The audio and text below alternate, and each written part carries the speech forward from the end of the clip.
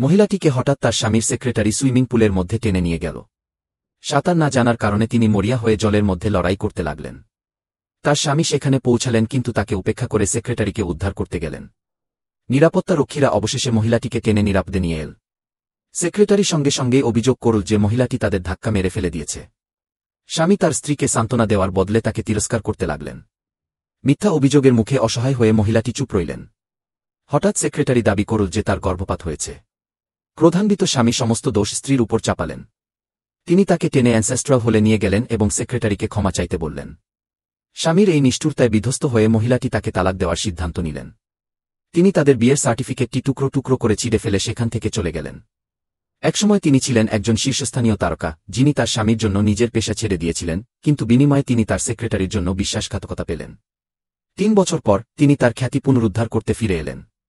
একটি নিলামে তার সাথে সেক্রেটারির আবার দেখা হল। সেক্রেটারি তাকে একজন ব্যর্থ ব্যক্তি বলে উপহাস করল। এবার মহিলাটি তা সহ্য করতে রাজি হলেন না। আজ তিনি সেক্রেটারিকে এর চরম মূল্য দিতে বাধ্য করবেন।